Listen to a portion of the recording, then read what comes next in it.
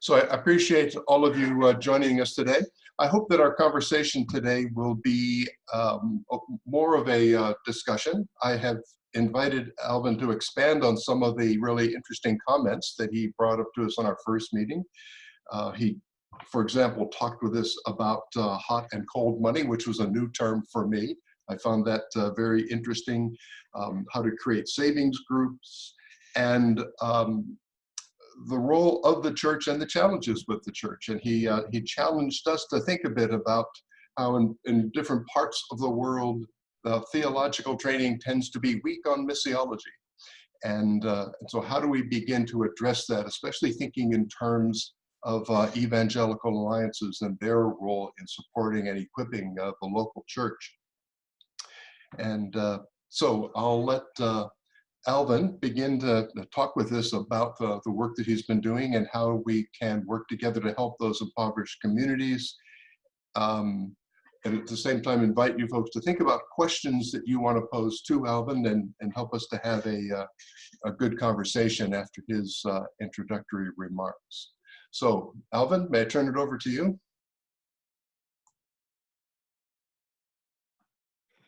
Thank you. I'd developed a small,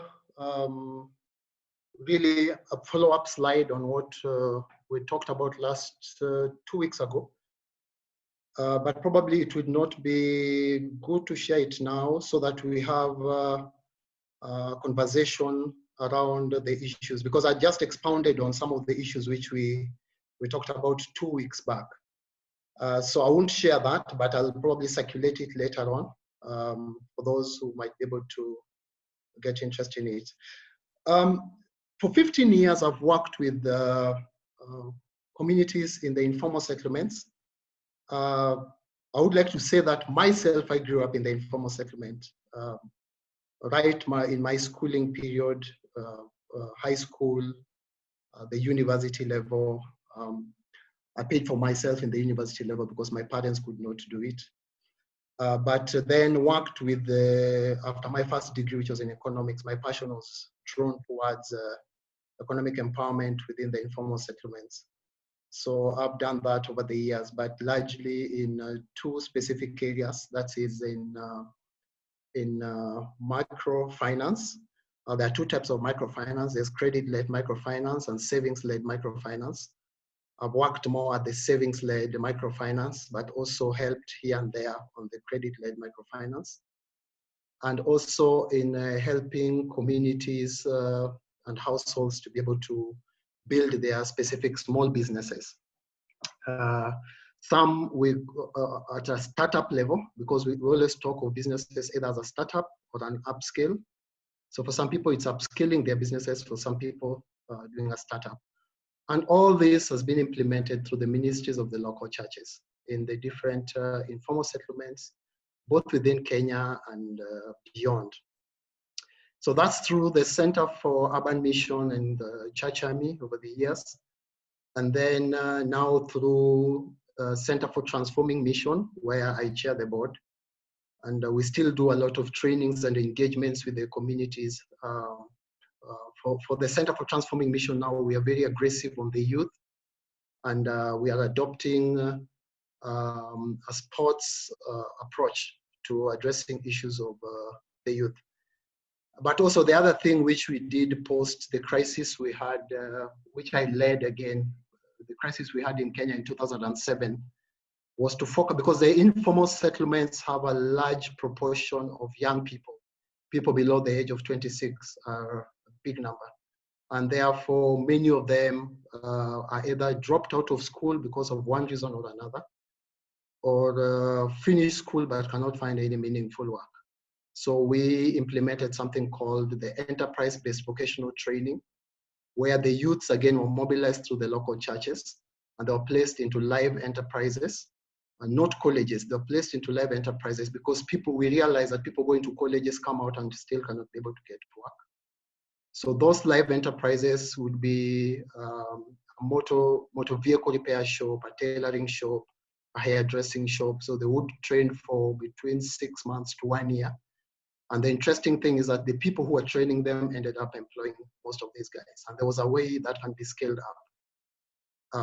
Yeah, so in many ways, or in a nutshell, that's what I've been able to do over the past 15 years. So at the moment, I lead a team of consultants in addressing needs of faith-based organizations. We are more passionate about the faith-based organizations and the church as far as holistic development is concerned. So we do a variety of things across the continent. So this takes us beyond the East African region and into the continent. Then lastly, I do teach, mainly here back at home, but also in South Africa. In South Africa, I do Africa Christian College, which is a university or a seminary which has its roots, I think, in Texas, and Berlin University in Texas, something of that sort. Yeah, so in a nutshell, that's what I do currently. Thank you.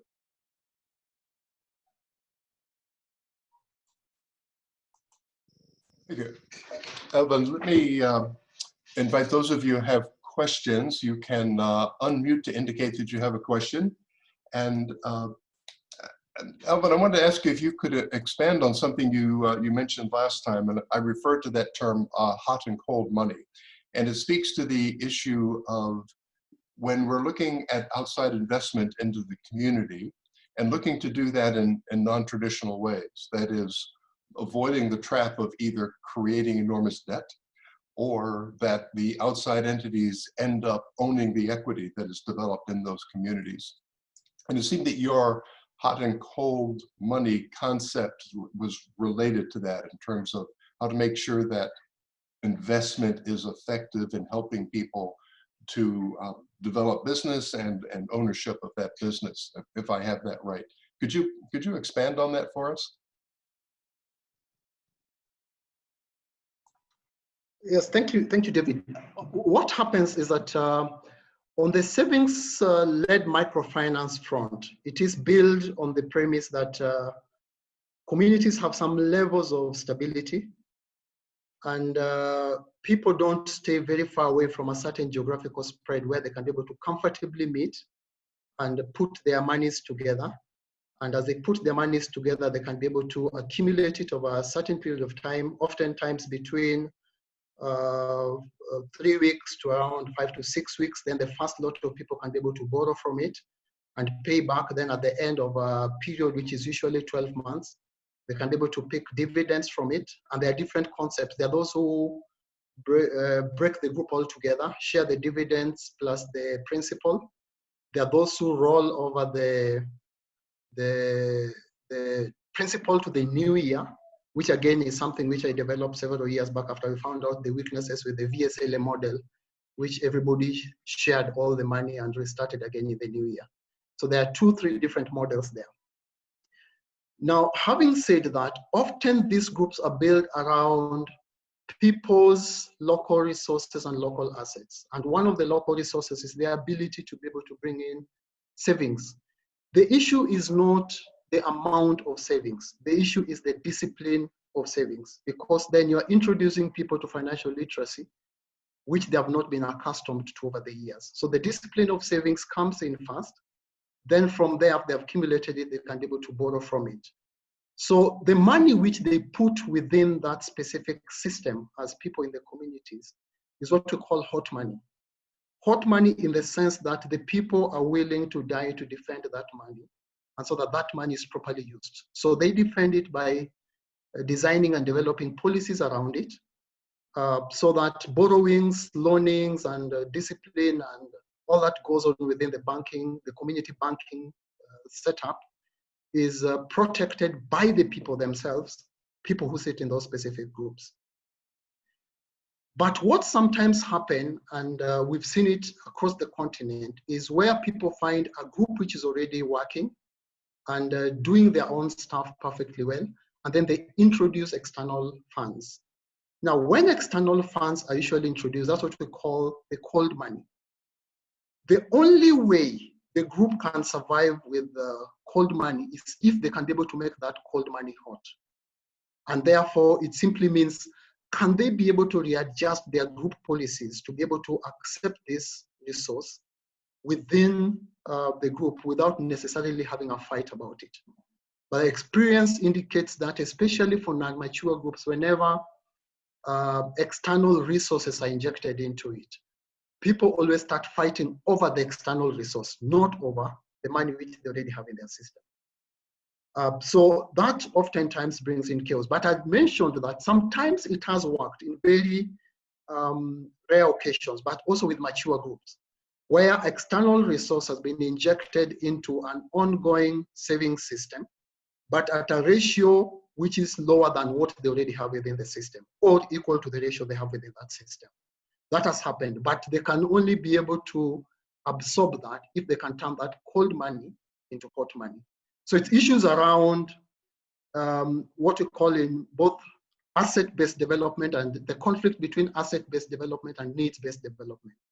So that asset-based development focuses on capacities, abilities, and assets, but acknowledging that they are not enough, they are inadequate. Needs-based development assumes that the community is limited in a certain way, has deficits and has problems, and therefore interventions come from outside. And so in such instances, then in the long run, you get a community which is outward looking and not inward looking. So that's really the distinction that comes in between hot money and cold money within those specific groups.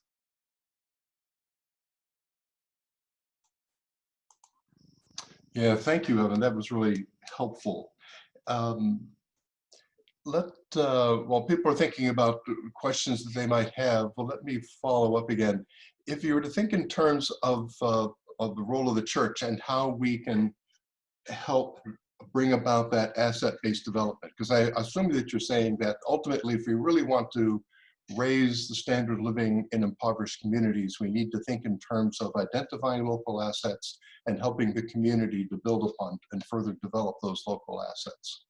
So then if we take that another step, and let's say we have this network of alliances and through them connection to the local church, how do we leverage that alliance to equip those local churches to promote asset-based development? And in your experience, what is needed to help to bring that about? Again, just thinking in terms of the application of the things you're describing here.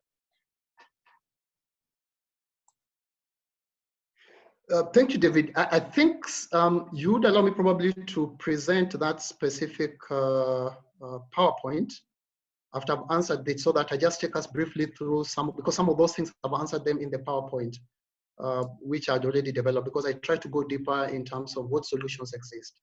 Yeah, but yes, what happens, sorry? Oh, go ahead. So let me just answer, then I'll be able to try and run that screen in a short period of time. What happens is that, one, there is a place for let me start by saying that there is a place for external injections into an internal environment. And we say that there is need to assess first whether the external injection is coming to strengthen the local resources, or it's coming to replace them. If it's coming to replace them, that's where the problem is. If it's coming to strengthen what they already have, then that is a good thing to do. Because again, we can't operate in isolation.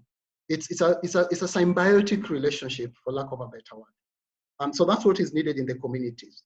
So to go directly into the question you've asked, what is required is really to build the capacities of the churches, because these groups are actually the people who belong to these groups are drawn from the congregation of the church and from the community around the church.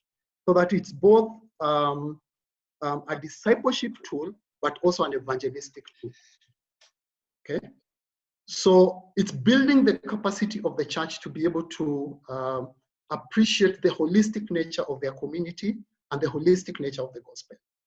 Otherwise, what we always have is a situation whereby the church sometimes relegate this to the NGOs. And so you have what I call the modern blind spot, so that the church focuses on the spiritual issues and the NGO focuses on the physical issues, and you can't marry the two. And so we end up with a problem of moral economics within these specific communities. And this is played out even in the larger corporations. because the morality around economics is a very big issue, even within the societies and the communities. And then just the holistic nature of it, so that you're addressing a whole spectrum of things, which includes the environment, social issues. If you look at the sustainable livelihoods framework, there are assets around five, six assets, which needs to be addressed.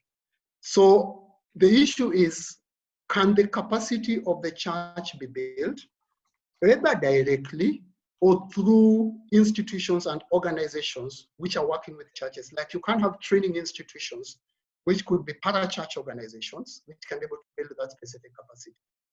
The other side of it, for a long-term solution, it means what I'd said last time. Is it possible to reimagine the theological training that is done in these specific institutions? Because the chaos is first, one, theology is closed up in terms of the training, that it doesn't allow these guys to think outside the four walls of those specific churches. But two, historically, theological training has not appreciated ecumenism, so that if I'm an Anglican, I go to an Anglican training theological institution, and therefore I am restricted in that way. So my interaction with the community becomes very complex, because we faced that challenge early on, where you go to an Anglican church or you go to a Pentecostal church, his interest or the interest of the church is to focus on the people they call Anglican or Pentecostal and nobody else. And therefore you miss the evangelistic component of that specific ministry. Rather, you just focus on the discipleship. But who are you discipling? People who've already met the doctor. So it's really short-term and long-term in terms of addressing those specific needs. So I don't know if I've addressed it, but would you allow me quickly just to take us through the slides that I had here? Yeah, you're a co-host. You should be able to do that. Okay. Let me see.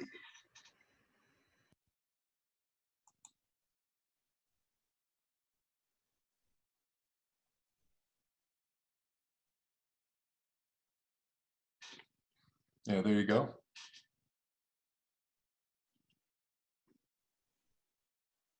Okay, so I'll just brush through it because the introductory part of it, we'd already gone through it. So in terms of, I've brought up this as economic poverty, but there's a way we define economic poverty, which I've not used here, because we came to realize that poverty is deeply relational, though most of us try to focus on economics as the main issue around poverty. But sometimes we solve economics, especially through microfinance, and then you have a split within the house. The husband and the wife are separated because one has made more money and the other one has been left out on the money issue. So the reason why I brought this up is not for that specific purpose, but to make a distinction between savings-led microfinance and credit-led microfinance. For those of us who are aware with the Muhammad Yunus of the 1978 Bangladesh, his principle was based on credit-led microfinance. Give money to people and hope that they can be able to do their business and pay back that money. So that's a credit-based model. And the credit-based model has had its issues over the years. And I would assume that people from India, there's the Andhra Pradesh crisis, which took place several years back. And there are a lot of suicide rates simply because the credit-led microfinance institutions were giving money to the wrong guys.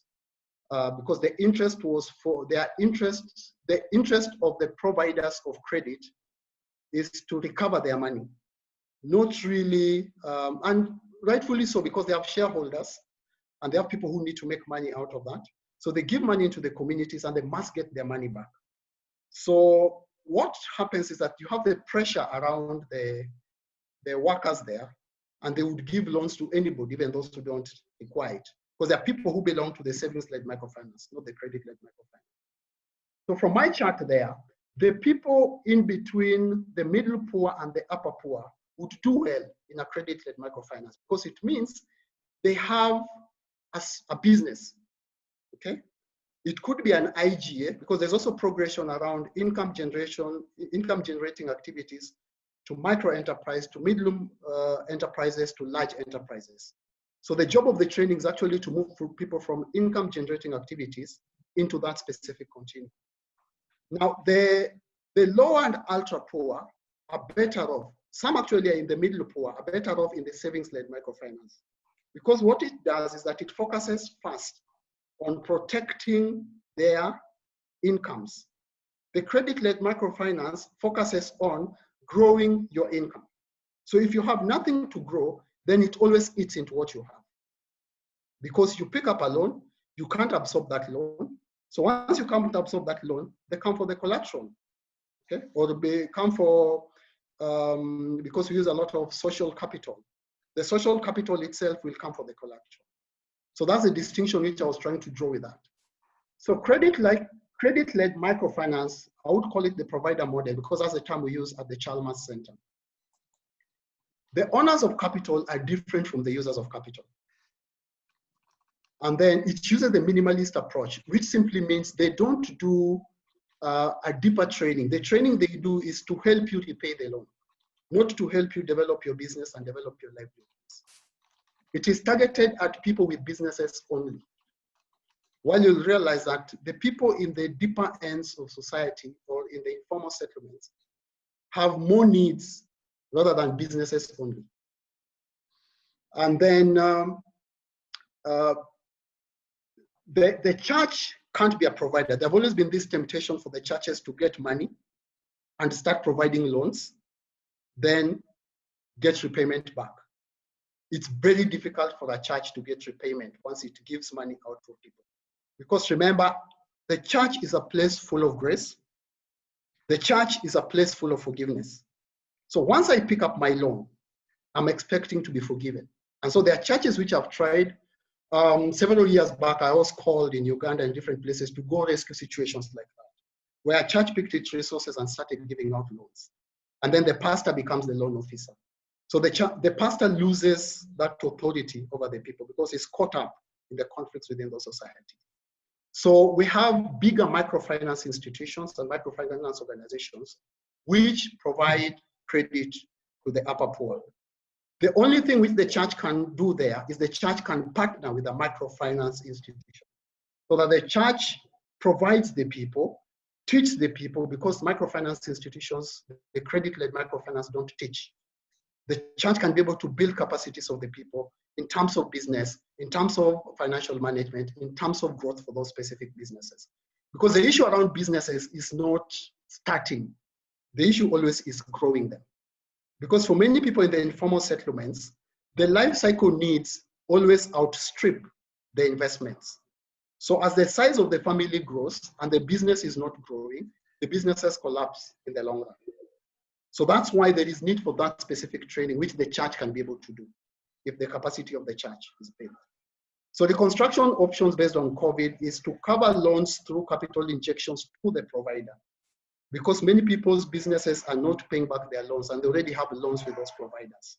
So one of the options, and this I built from the history of what we did several years back, where resources were raised, if there are poor people who had picked up loan and their businesses are now not working, the money is injected to cover back their loans, but not directly to the people, so that they have a restarting position. Counseling, training, and planning then becomes also a very critical thing. So remember, business planning is only easy for people who have already started business. For people who have never started businesses, it's very complex to engage them in business planning because it's a very highly conceptual thinking. My experience actually is that if you push people in the informal settlements to write business plans and they've never started a business, those businesses never get started. It looks too complex to start. So for my my comfort and their comfort, I always say, if you want to start a business, just start from savings. Then we do the business plans as you go on. So savings-led microfinance is that owners of capital are similar to the users. And that's why I was saying there's massive protection for the hot money, because it is my money which is in the system. It's nobody else's money. And it's integrative in the approach. It simply means the previous one was minimalist, which basically focuses on giving funds. This one focuses on both training, building capacities in terms of households and livelihoods, but also giving resources. They give resources among themselves. So it targeted not only at businesses, but at life cycle needs and emergencies also. Because you'll realize that if somebody has an asset in their home and they are pushed to pick up a loan and they have never had a business experience before, that business will eat into their assets. And therefore, they lose their starting position. And so that's what I call income protection versus income promotion. So we need to focus first on income protection by allowing them to be able to get money to address life cycle needs and emergencies, because emergencies and life cycle needs is what kills small businesses in the informal settlements. So businesses beyond IGS, it simply means we grow businesses. It's not sticking at the income generating activity. Remember, income generating activity, for some of us as economists, it's not really a business. It's something which is done for survival. But something which needs to live beyond the IGA has to be creative. And that's where the term micro enterprise now comes in. So IGAs need to be trained so that they can become micro enterprises and hopefully grow further. Now, this one can be directly done by the church. The church can mobilize its congregation plus the community, and the church can be able to start this within its specific confines. The church can run this as a ministry, just the way it runs men's ministry and women's ministries. It's possible for them to do this because we've done this in the past. Now, the goals of microfinance is first to smoothen the incomes. As you can see in my graph there is a line there, which is a smoothing line. What it simply means is that in the informal settlements, incomes are erratic. There's a time incomes are up. The blue high income season should be pointing on the upper apex of the curve. There are instances when incomes are high. There are instances where there is no income or there is low income. So what the saving systems allow them to do is to save when they have high amounts of income, and also to borrow to address several issues when there is no income and there's no work. That's what smoothens the incomes across the year. Otherwise, when they don't have a saving system, when the incomes are high, they push up their consumption levels. And there's economic theory which says that once you push up your income levels, dropping down becomes very difficult when there's no income. And therefore, people go into consumption debts. So I've already talked about income protection. You're protecting what they already have by allowing them to belong to a savings system. Then income promotion is when, after they have learned and built their financial muscle through savings, through borrowing, then they can be able to build up their businesses to the next level. So as I'd say, this can be modeled as a home church, or it can be modeled as a ministry within that specific church. And the pastors become the overall patrons to it. And there is praying that goes on within there. There is Bible teachings that goes on within there. They do it among and between themselves. It's not a pastor coming to preach to them. It is built within the fabric of that specific system for them to be able to do it by themselves.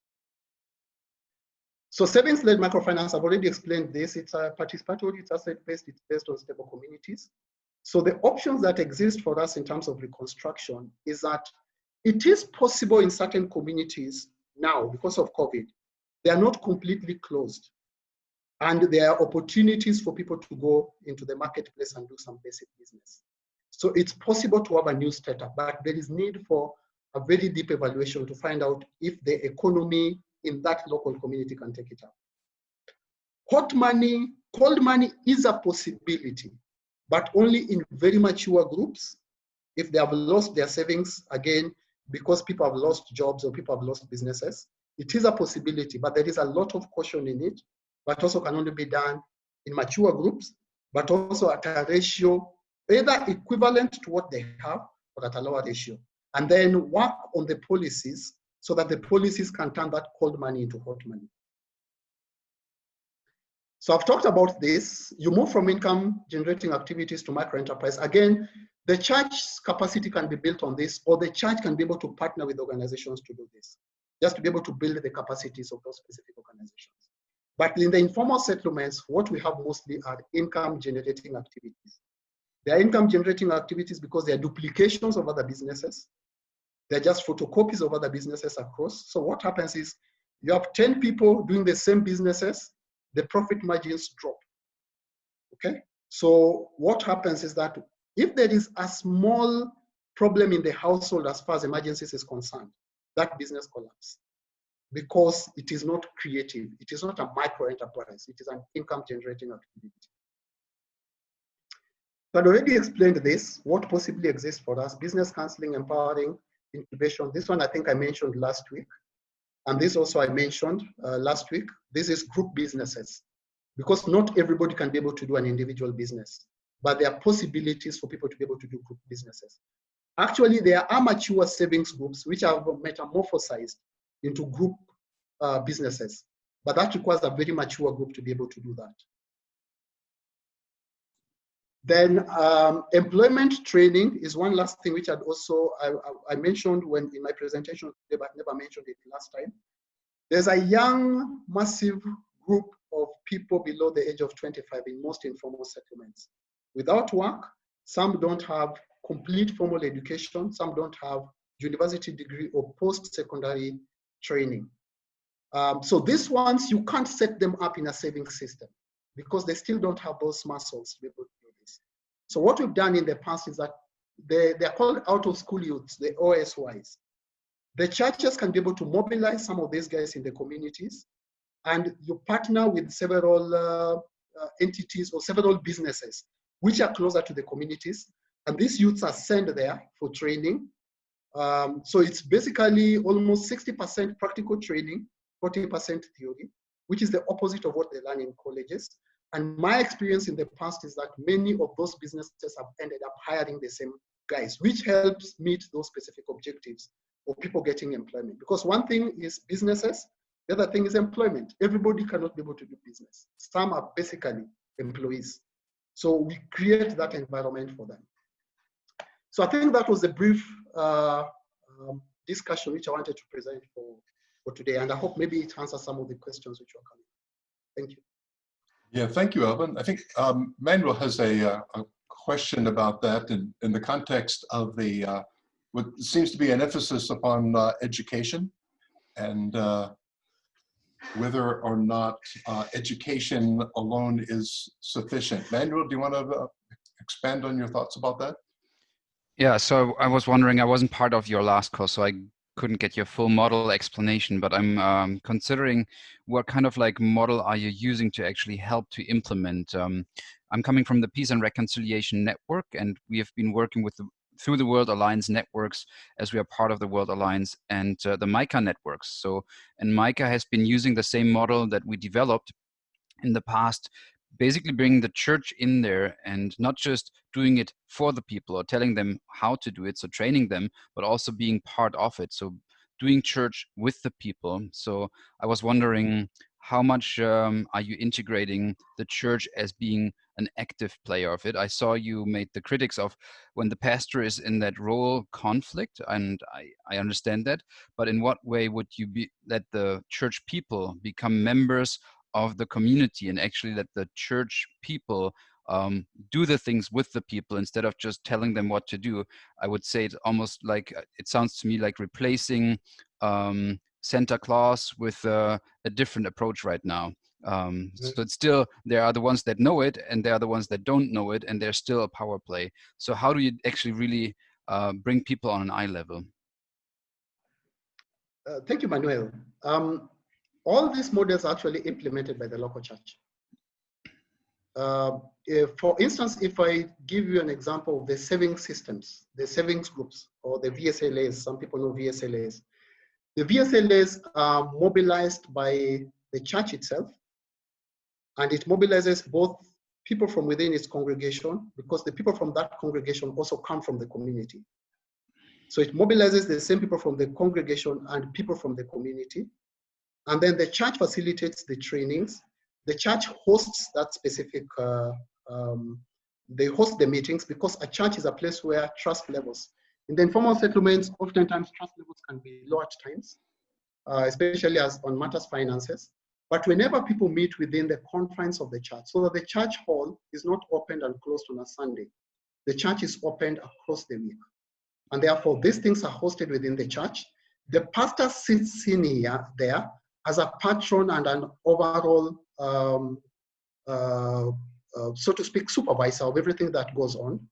But the pastor doesn't become the official, for example, chairperson or the president and the treasurer and all that kind of stuff. Because oftentimes conflicts arise within those specific groups. So if the pastor is caught up in the conflict, who solves it? So that's just an example of it. When you talk about the youth, the one I talked about last, is the same thing. The church is the one that does the mobilization, because the church is the one which understands and knows its community. So the church mobilizes these youths. The church brings them to the confines of that specific church, gives them basic trainings, but the church attaches these people to specific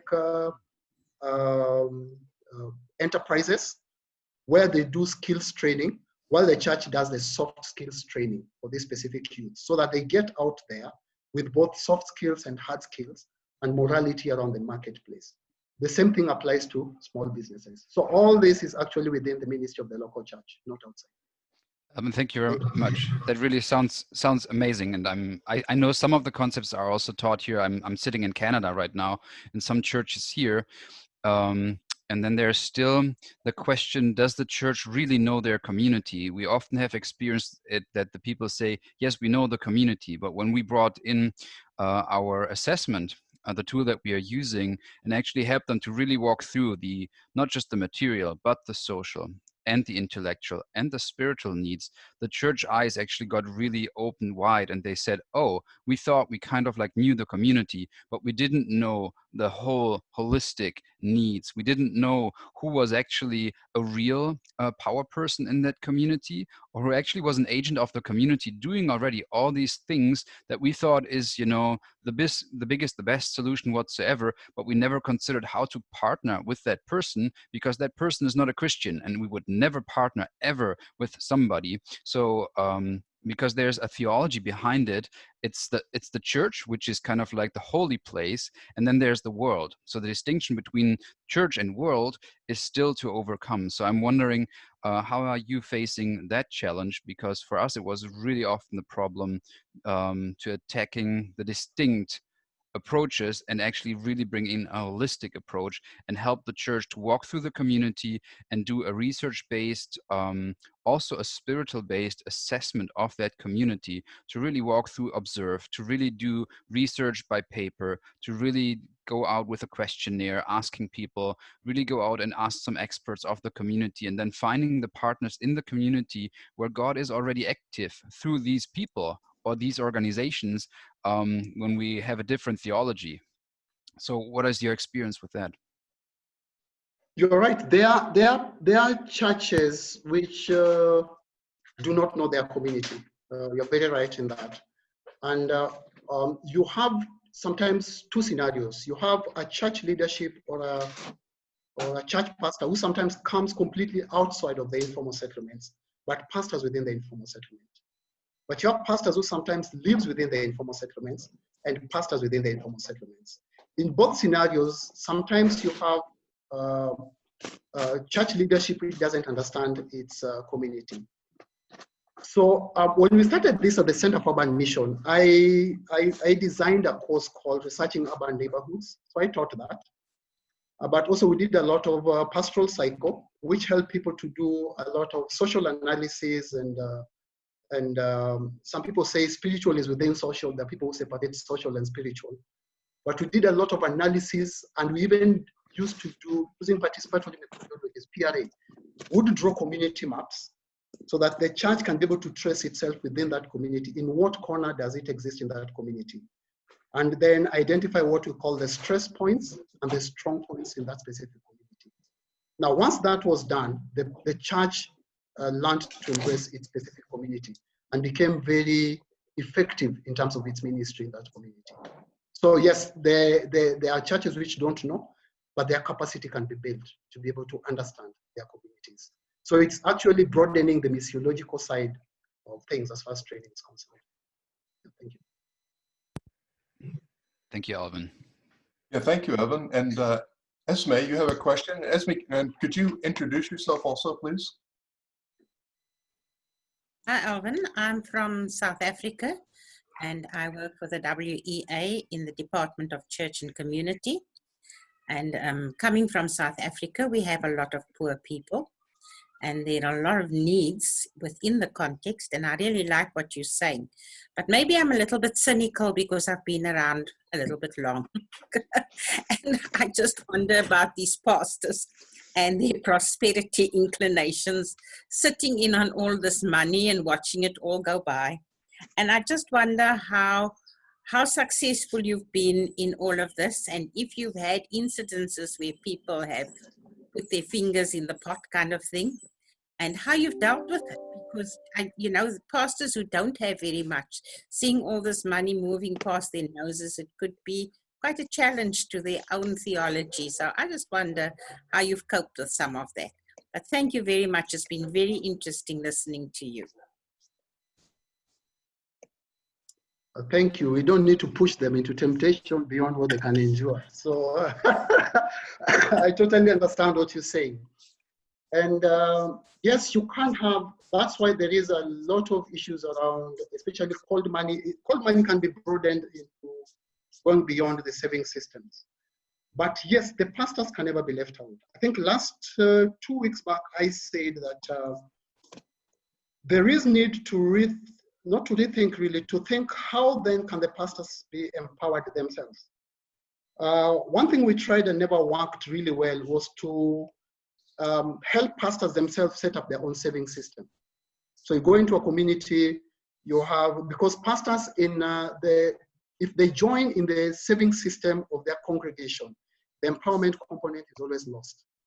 Because everybody wants the pastor to be official, the chair, and all that kind of stuff.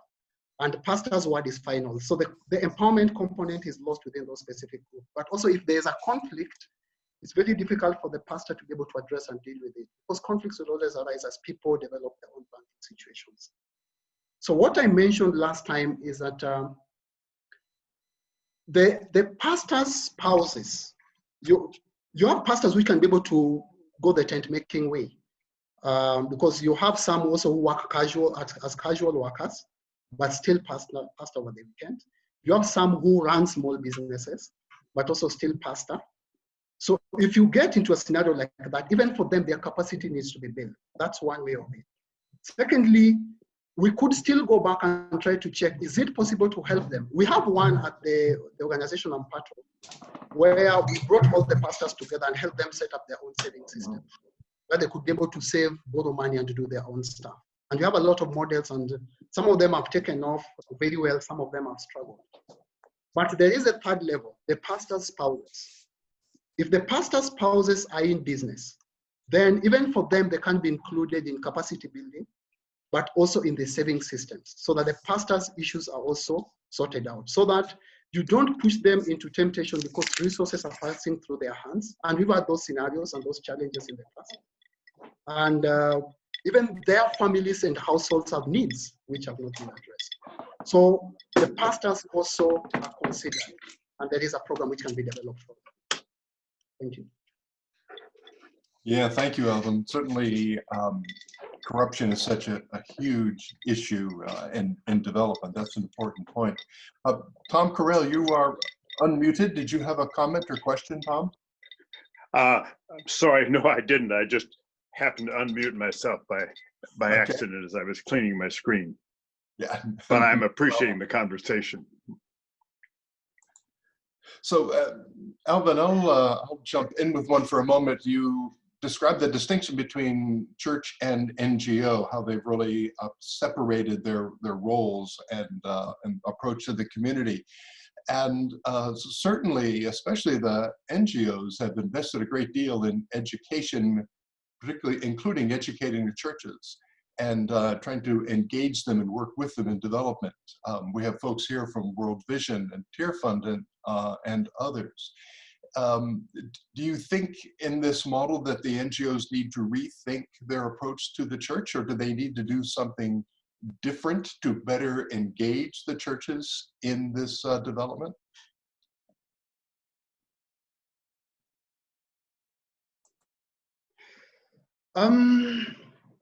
There are no direct answers to this. In my experience, again, working with several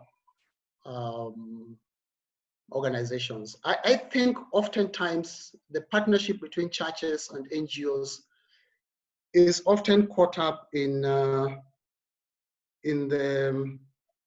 conflict of the two objectives. That's what sometimes I've seen. And sometimes the lack of understanding of each other. The church doesn't understand the NGO doesn't understand the church. The NGO wants certain things to be built because NGOs raise resources from individuals or from organizations that they need to report in a certain way. The churches don't have the capacity to do those specific reports, okay? Sometimes the NGOs push specific agendas, which sometimes doesn't fit in very well with a specific church in a specific community. So sometimes they're drawn away from that specific, because all specific churches can't do everything, okay? Specific churches could only have passion for certain specific things in their communities. So sometimes because of the pressure of the community or the pressure of the partners, and sometimes money is attractive, sometimes churches are drawn into doing things which they don't feel rightfully called to, if I use that word carefully. So there is sometimes that lack of understanding. The church also sometimes don't understand that the NGOs need to report. This money doesn't belong to the NGOs. It belongs to some guys there. The NGOs sometimes also have technical ways of writing reports. So there is massive conflict sometimes, not massive conflict, but sometimes levels of conflict, but those can be ironed out. And also for the NGOs, oftentimes I think the crisis is the church, going back to what I'd mentioned, the church is not trained, or the church's DNA is not built in engaging aggressively with the communities. And that becomes a big issue for the NGOs to deal with.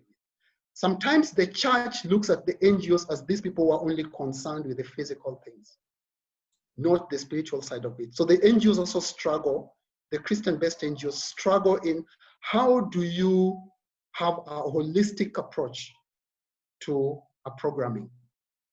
Just like I always say that when you go to engage a church and you're an NGO and you want to implement the savings-based model or the economic empowerment programming, the church needs to get, I always say, you start from the known to the unknown.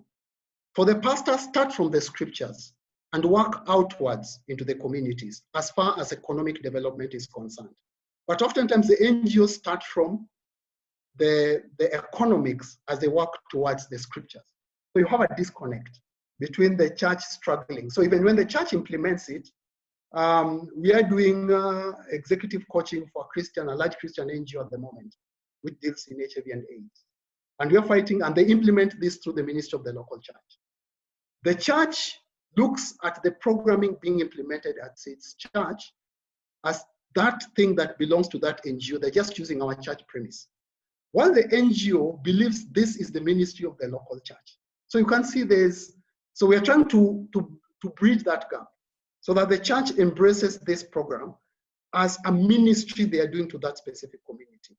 But also the NGO learns to know, how do we approach the specific church and help them understand this thing from where they are coming from, which is theological. Yeah. Christine, you have a comment, question? I have a comment just to confirm what Alvin was saying. I'm thinking that maybe the NGO comes with its answer of a strategic plan, and the church comes with the answer of scripture. And we perhaps need to sit down with one question together and come to it from a holistic perspective. So questions become better than answers.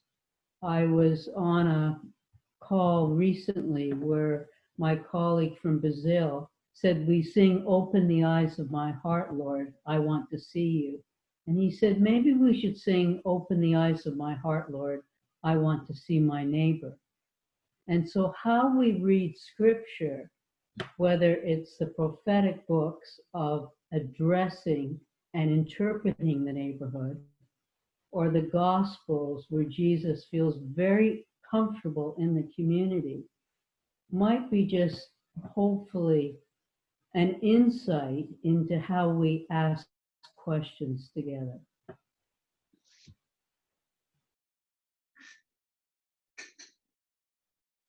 Yeah, thank you for that, Christine. And I like that transition from CU to C community. And certainly thinking holistically, the two would go together, wouldn't they? So, Viv, I see you turned on your video. Did you have a comment or question? And then and I see Mapenzi also raising his hand. Yeah. And you're on mute, Viv. Yeah, thank you very much for the floor. This is Mapenzi Lumeto of Congo. Yeah, we come to follow with much intention the brother Alvin, just about the subject then. My comment, firstly, as we are just seeing how things are being managed by churches and NGOs in our country, especially in Goma town, just you know, most of projects used to be just executed by some of the organizations, NGOs, and things are done on somehow well, but without any conscience. Without any conscience, they don't get afraid of doing sins.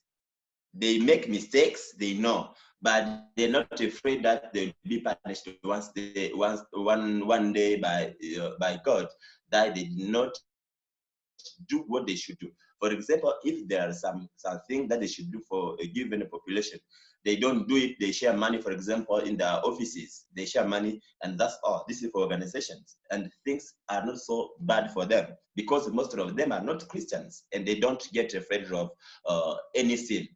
Something which is different from church.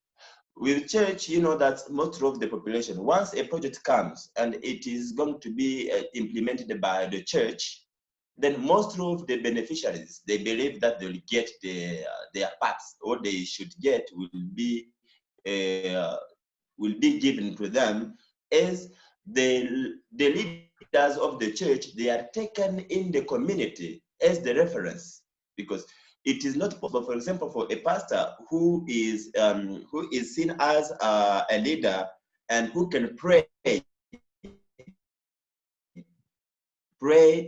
for blessings, pray for sickness for someone, to get a project, and if this or share money in from church, they have got conscience. They think that if we do what was not planned in the project, firstly, they will sin against God, also they will sin against the community, and somehow the believers, some of the believers can leave the churches and go back in sins. And then, but I've got a question just I want to put to the brother Alvin, so that I may maybe understand. Then most of churches here in Africa, and especially in developing countries, pastors go to work so that they may get something, for example, from orphans and whatever.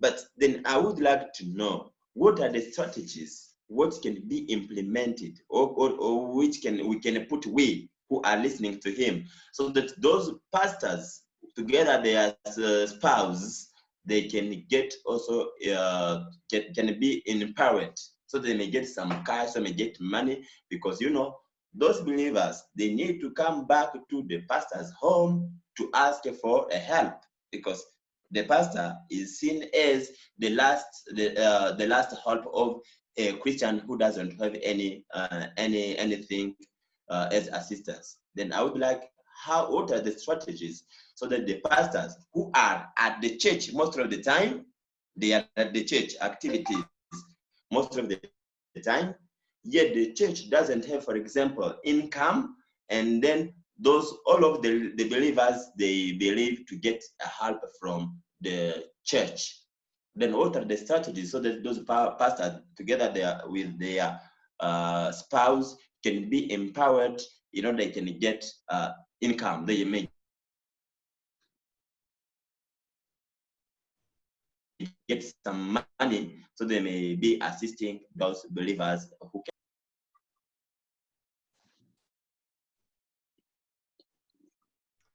Thank you, Mapenzi. One, I always say that for starters, pastors should never be messiahs, because there's only one Messiah. What happens is that they can't be able to make an effort to do several things for their congregation. But an empowered congregation makes the work lighter for the pastor. Now, when you talk about empowering pastors, what I've always liked is a situation whereby pastors themselves have pastors' fellowships or pastors' groupings. It is easy to do capacity building for pastors when they're in groupings rather than when they're individuals. Of course, pastors' fellowships sometimes also have a lot of conflict in the communities. One, because pastors are also not perfect. And so what always needs to be done is a lot of also capacity building, as you've said, to help them address several issues. I'm a little bit reserved when we talk always of money, because money always is not the first solution to problems. We've had instances where we gave money to pastors in the past when we started ministry. And most of it never went to anything productive. And so what happens is that money always needs to follow something. So I always say, show me what is in your hands, and I am willing to engage with it as far as resources is concerned. But I cannot be able to give resources into nothing. So that's, for me, that's always my principle around building this capacity, because there are also potentials of ruining the pastors themselves as far as external resources are concerned. External resources needs to come in to add on to what already exists, not into nothing. Because businesses never start with external finances.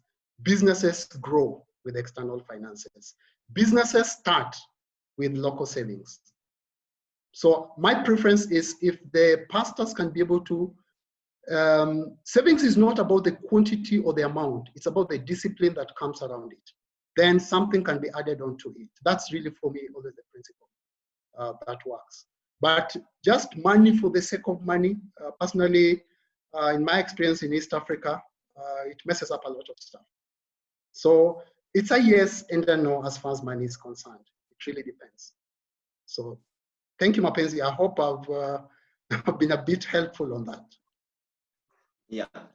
But anyway, Brother Alvin, this, yes. I would like, maybe I would add something on this. Most of things which are done in town, this is the accomplishment of something which should start from for example, from the village, because all these things which doesn't reach the objective, it is because we did not respect the starting. We did not respect the starting.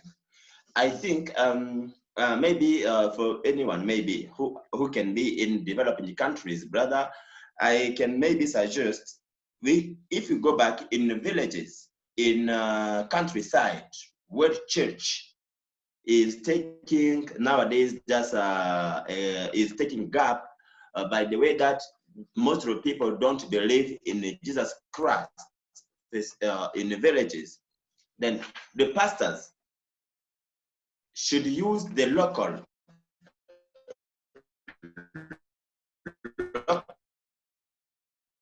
resources. The local resources, believers, to be uniting them to aid that they generate income for the church in empowerment. Because even though you don't talk about money, but you should know that without money, no development, because money is the source. We have to look for this money so that we may just be able to buy instruments for the church. We may be able to buy even planks, to buy iron sheets so that we may build church. Then we should, the pastors should take some strategies of just uniting the Christians to go to make activities. For example, in agriculture activity, they go to cultivate, they generate money. For example, they go for somebody who has got money, they cultivate for him, he gives them, for example, $10. With this, they'll be able to help each other.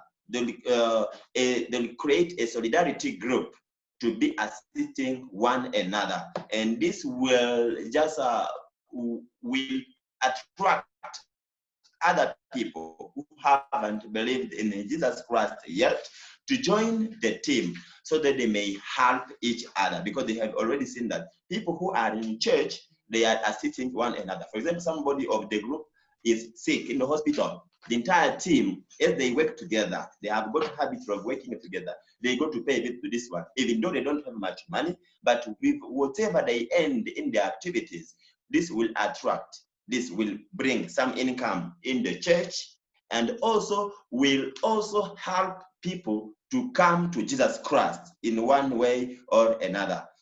And also, you know, pastors are most of the time at church working.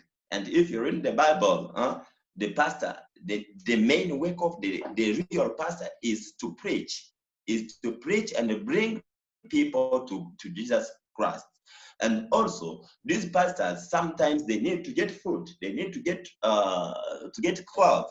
And then the church leadership, the pastor has already organized, then they will think about how to empower. They can create, for example, some generating activities for the church, and this will be helping, because we cannot expect to be, for example, asking, begging, okay? Yes, we can have an assistance from outside, from US, from wherever, but also the local churches, local pastors should create the local support. They should create a local support by using the local resource.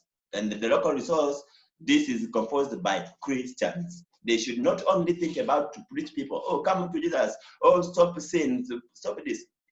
Can somebody stop sins, yet he's hungry?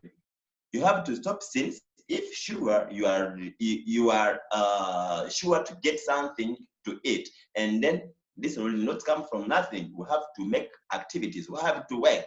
We should also preach people to work, preaching them to stop sins, to come to Jesus, also preaching them to do activities, to work, and to use the local resource. Those who are cultivating, to continue cultivating so that they can get food. And this will be good for the church, and for in empowering also the local leaders of churches. Thank you very much. Yeah. Thank you, Mpenzi. Alvin, do you want to have a comment for Mpenzi? Yeah, Mpenzi has raised a lot of issues, some deeply theological, some practical. But yes, I'm a strong believer that there is always a starting point as far as resources is concerned. And so that's always for me the persuasion I have, that wherever God has placed anybody, be it in the middle of a desert, be it in the middle of a rural community or an urban community, there are some levels of provisions which is already provided. And that's what sometimes we help people see by doing some basic trainings. We know these resources are not enough. They are not adequate. But what I was insisting on is, where do we start? Do we start with external resources, or do we start with internal resources? And what I'm insisting on is that you must always start with internal resources. Because if you've not learned to manage the little and the small that you have, the external on which comes can never be managed. And that's where corruption always sets in, because people have not learned to manage the little. And again, this is the principle behind the saving systems, that the saving systems are built around people managing the little that they have, and the little can be able to grow into something else. So that even if you got external resources from elsewhere, then you've already developed the discipline of managing the little that you have. But if you've not developed that discipline, it's very difficult to manage it. So yes, there is strength. In the continent, we say our ability to come together is usually very easy. So the pastors can be able to develop their own fellowships and solidarity groups. The pastors can be able to have peer support and encourage one another and challenge one another within it. But sometimes also keep each other accountable as far as prosperity gospel and pure doctrines are concerned. Those things really help to steer the pastors forward. So I agree with you in a lot of stuff that you're raising. Yeah, thank you. Yeah, thank you, Alvin. Tom, you've been waiting patiently. You have a comment? Let me unmute you there, Tom.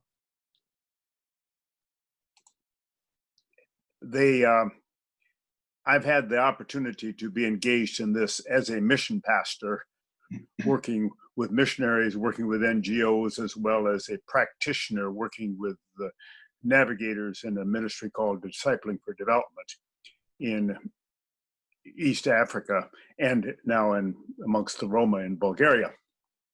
And it's been an interesting challenge working both with pastors and with NGOs. The problem is they each have their own agenda. They come into a development project with their own agenda, maybe a good agenda, but if it's not owned by the community, if it's not really the community's agenda, there's going to be problems. So the real situation is to come back, and both of these groups need to see themselves as the servants of the community. Yes, they can be influencing the values in there, but they need to be part of the community and seen as serving the community. And there, I would say, in the whole situation, in terms of resources towards income, it's got to start with what do I have in my hand? Then can I get a partner to help set up, for example, our loan community or our bank, or even start our business. It's got to, you've got to have community ownership, and the community accountability has to be surrounded. And it takes a pastor who's committed to, basically, a pastor has to be committed to, I would say, whole life discipleship, not converts or even prosperity. That's been my experience. And when I've had that kind of pastors who've obtained that understanding, they have been successful in implementing development projects. But it's when they begin, it has to be bigger. My comment, yeah. Yeah, thank you, Tom. Viv, did you have a comment or question? Let me follow on, Tom. I'm an old navigator, so I'll follow on to you. Alvin, it's good to be with you. I'm in a situation now. Every week, there's new issues that I'm facing as the pastors' groups, learning networks are moving through the feeding phase. They're still in feeding phases. But then we keep talking, well, what do we do to reestablish? And so I got 3 questions this week. One is the idea of capital replacement. So we've talked about this with the different pastors groups. And then I've tried different things in different cities. Nothing's worked.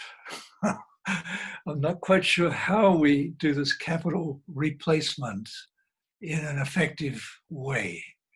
And the second main question is the lack of ideas, particularly in the areas of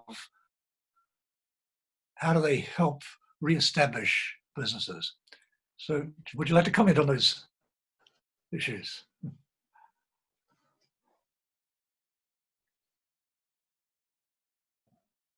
Thanks, Viv. Would you comment on capital replacement? I never understood it. Capital replacement? Right. So essentially, the existing businesses and the cooperatives or savings groups have used their capital. The capital's gone. They don't have anything to reestablish their businesses with. So then we have some money that can go into that, but how to re-inject that money is not quite clear in each situation. Because you've got the whole issue of hot money, cold money again, that immediately comes up. So I wonder if you have some ideas on how that can be done. Since people have had businesses that have been functioning well, but can't reestablish them without the injection of capital. I guess I would have to say, why is the failure? Why has the capital disappeared? Is it the immediate COVID crisis, or is there something wrong with the business plan? Because there are times when we may need to put in some, recognize it's relief, it's not development. Yeah, it's the crisis. The crisis has consumed everything. Yeah. So, okay.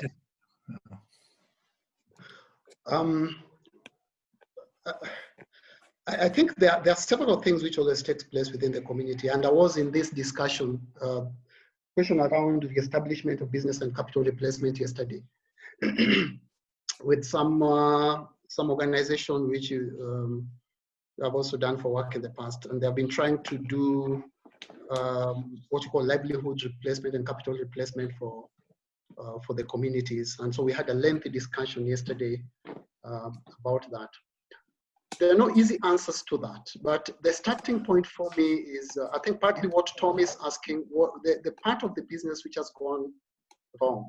Now, I would reflect probably on what I said yesterday in the discussion that I had, that the first basic thing is that when you do reconstruction, you never replace 100% what was lost. That's the first principle. So that you're allowing people to grow and exercise their mental capacities to take their thing to the next level. In essence, if a business is lost, what component within the business was lost? Is the business collapsing because the person could not be able to pay rent? If the person could not be able to pay rent, but the tools of business are still there, then we can engage with the landlord or whoever and try to find out whether we can be able to give certain portions of rent so that this person goes back to business. It could mean that probably the tools of trade are still there. If somebody is selling, I don't know, mats, if they're selling mats, they still have the ability to make mats. They still have the tools for making mats. What probably could be lacking is some amounts of money to restart. So restarting doesn't mean replacing 100% what was lost. That's the idea behind reconstruction. Reconstruction is giving you 50, 40, 20% to just jumpstart you off so that you can be able to pick up from where you had left. Sometimes the temptation is to give 100%, but 3/4 of that always goes into consumption, if not all of it.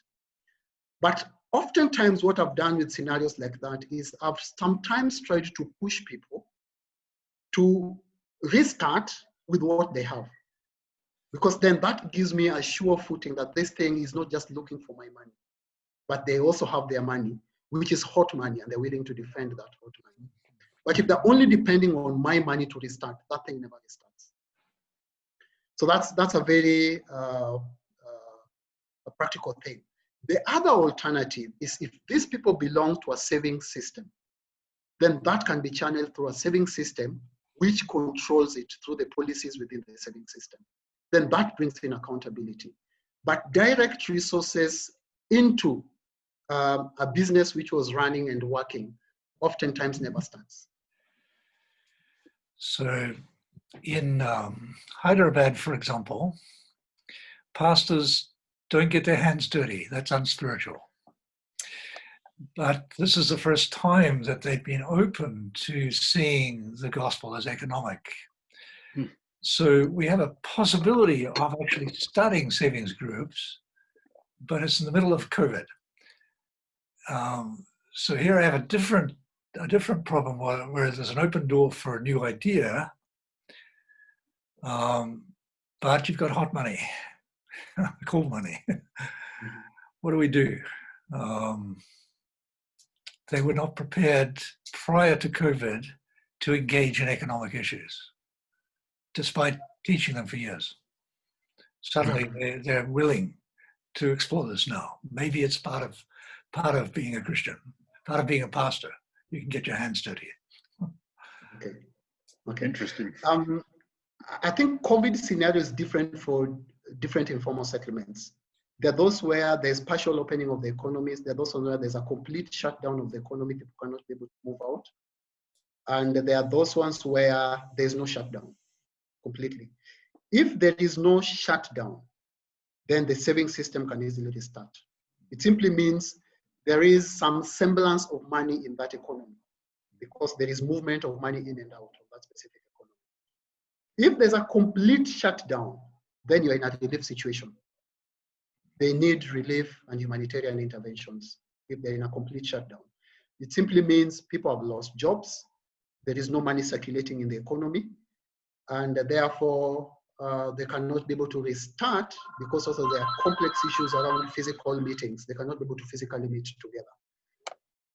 The most complex one is whereby there is a half opening of that specific economy. Okay? Because when you have a half opening of that economy, it simply means there is a 50-50 or both. There's a 50% chance that some shops and some businesses are still open.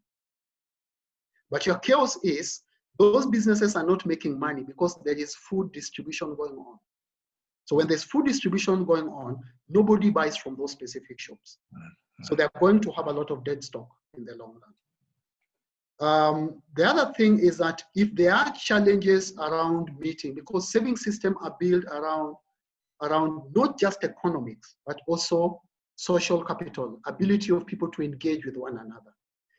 If they have protection in the sense that people can wear masks, they can meet in a church hall, can maintain a safe distance, then the saving system can be able to be revived.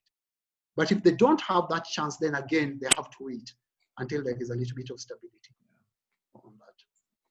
So that's how I see it. Yeah, that's the issue. To get a really good group dynamic is very, very difficult for the pastors and the people. Another issue that's come up is in Uganda, for example, the pastors in the city, the lack of ideas. They essentially are saying, well, we need to plant crops, but they're in an urban context. I keep saying, well, in an urban context, you take rural produce and you add value to it. So I'm wondering if you have somewhere a set of progressive businesses that tend to develop in the urban environment, something that will spark the ideas for them to look in new directions rather than back to the old ways. Mm-hmm. Urban agriculture is still possible. It just requires creativity. Of course, you have a lot of guys who are trying to do this. I mean, we have what you call vertical gardens done in different places. So vertical gardens is where you even build tables on top of each other, a meter in height, and there could be 2-3 stashes up, and things are planted in them. So there are possibilities. Oftentimes, people are caught up in the traditional way of doing it. You want to do agriculture the rural way, but in an urban context. There are people who keep animals for milk in an urban context and doing amazingly well because there is massive supply of food from the markets. But they have a small space where they keep one animal and they sell milk. So it just requires a helping of these guys to be able to open their eyes and their internal minds to be able to see what possible opportunities exist around them if they are agriculture oriented. But we also say that agricultural production in Africa is not the problem. There are two problems. There's post-harvest management. There are a lot of losses around harvest, but creativity around what you get. For example, if you get milk, the temptation is just to sell milk. But there are possibilities of what I did when I left the university of converting that milk into yogurt. And it's basic tools. And so if they can be able to do that, they fetch a higher price and meet a higher need. Okay? Yeah. Even in Uganda, there are places where they sun-dry vegetables to meet, because you harvest, there are several of you who've produced, Several of you want to market it and sell it at the same time, but some people can hold on, dry it and sell it later. So there are quite a lot of possibilities because I've done trainings also in the slums of Kampala. And so we talked about quite a lot of this stuff with some of the guys which I was with. It was an organization, I can't remember the name, where we're actually engaging with some of these things. But lastly, it is not always true that everybody can be a business person. So the guys need to assess themselves and try to find out, am I a business person or am I not? Is my spouse a good business person and I am not? Because sometimes the push we give, especially in the development world, is the assumption that everybody can solve their problem by starting a business. Some people need to be employed.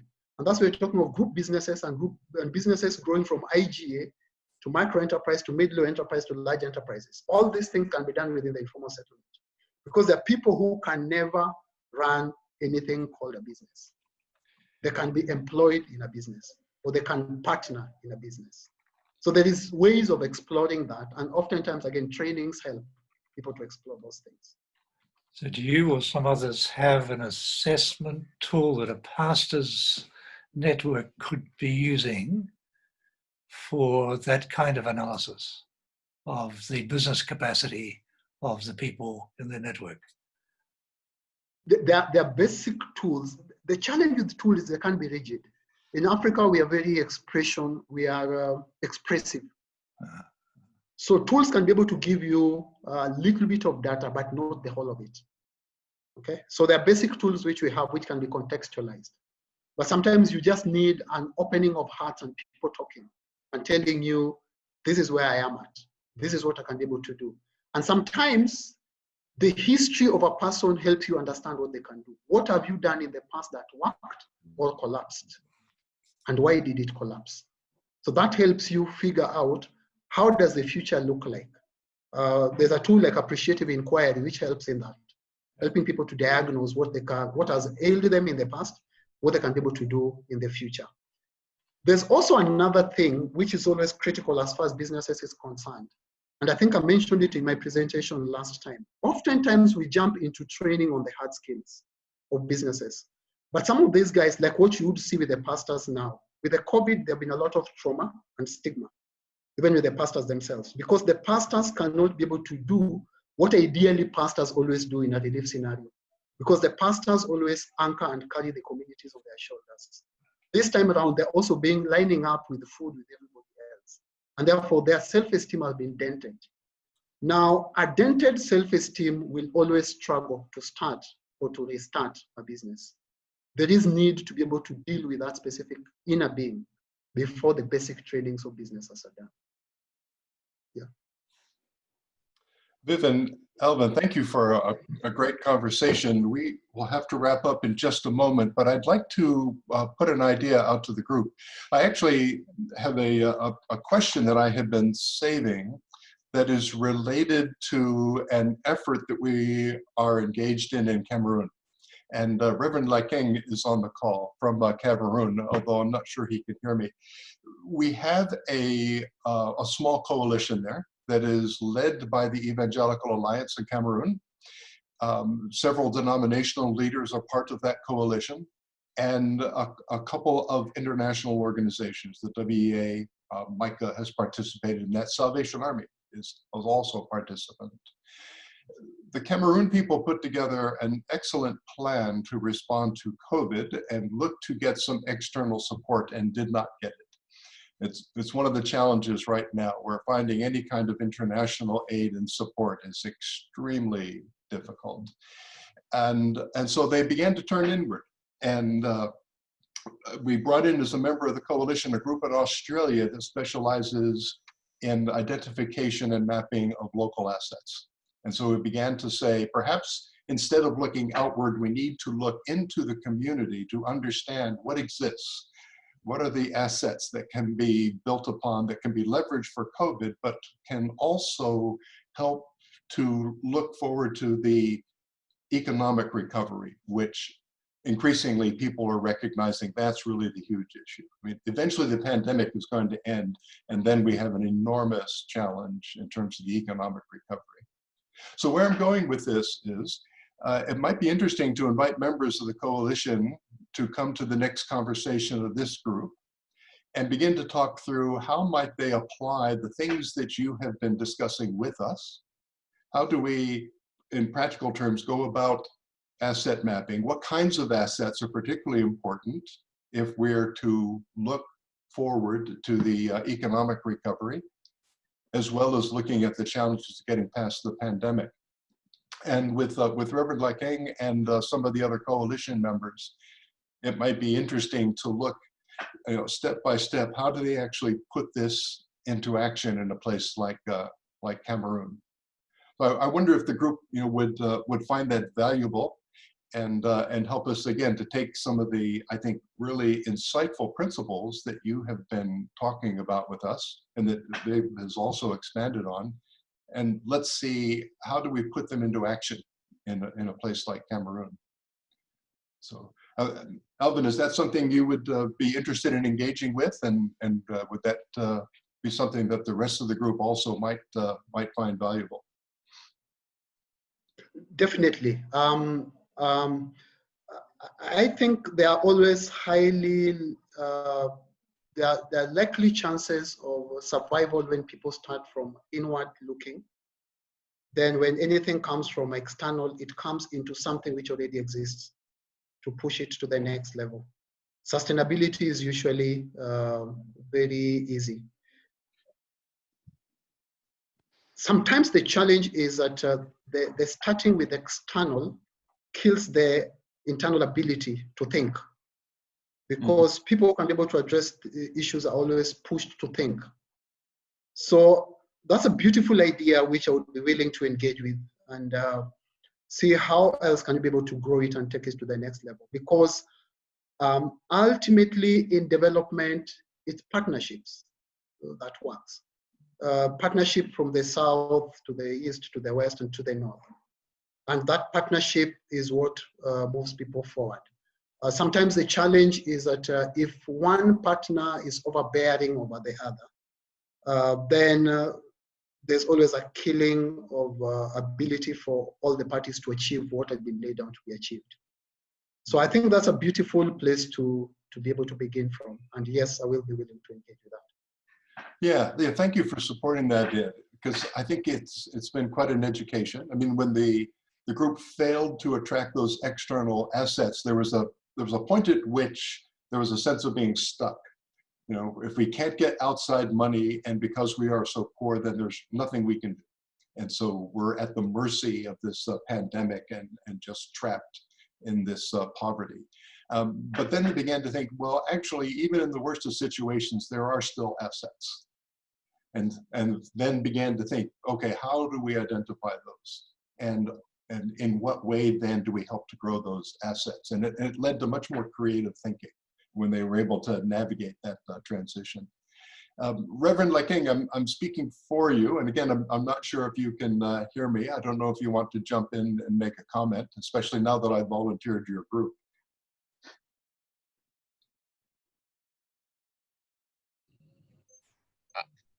I am having some problem because I'm traveling. I'm traveling, and then I was sometime pushed out and coming back, and then I'm following you, and then I know you are a good advocate for us in Cameroon. Ben Victor, I don't know why it did not connect, but it said that I followed some Alvin and then some other commentaries when I was in the network, but was sometime drop out, and then Sure. but let's say that I know you are sense of concern about our problems, that you're really a good Cameroonian for when you can do something. So just to encourage, and then this it is good to continue as you announced that maybe next time we'll go again deeper in this Venebia. Well, we'll have a call tomorrow, and we can recruit the rest of the group to join us. Yes, tomorrow I will be in post. I will be in the headquarters of the church in Yaoundé. So we'll do things. Yeah, very good. Yeah, thank you for that support. David, I would like to ask a question to this group here. If there is a sense of a need for another tool set, since Alvin seems to base his model on the pastoral cycle, maybe Kritzinger's in the background, which is the similar basis as PRN and Micah has been using for their missional cycle approach. And then we had Andre from Edinburgh also with a tool set of how to really equip the community. So I would be wondering if we could really come together with a tool set that brings together the different asset-based and community need-based approaches to say, so how do we actually evaluate such a community and help the church to become that agent of transformation there, or the center, as we call it, the center of reconciliation, to reconcile these different groups with each other, bringing in partners like NGOs, and how is the church able to actually speak out the gospel, but bring in such partners like NGOs, like businesses, but still kind of like keeping that role of being the agent that God put in place. So I'm wondering if this group here would say, yes, there is a need, and then thinking through the structure of the World Alliance, and well, regional is not so, but the national alliances, how can we really help national alliances to equip their churches? That is a thought that I have. Yeah, I think that that's part of the direction we want to go, is to end up with a variety of tools and resources to help people to put this into action. And that's where I was thinking might be the outgrowth of the conversation with the group in Cameroon, as we look at, practically speaking, what are the problems they're trying to solve, what do they need to do it, and then from that we might be able to come up with a set of resources that others could tap into. And Andre is one of the people I have in mind to recruit to this call next week, and perhaps you or someone could speak for PRN as well. But we do have to leave that for today. We've run over time. I thank you all for your indulgence. And thank you, Alvin, once again for a very helpful conversation. And I will work on pulling together this group and the Cameroon group for our next conversation in how we're going to put all this into action. So, so thank you, everyone. Have a great week, and we'll be talking again. Bye-bye now. Thank you. Bye-bye. Bye-bye. Thank you. Bye-bye.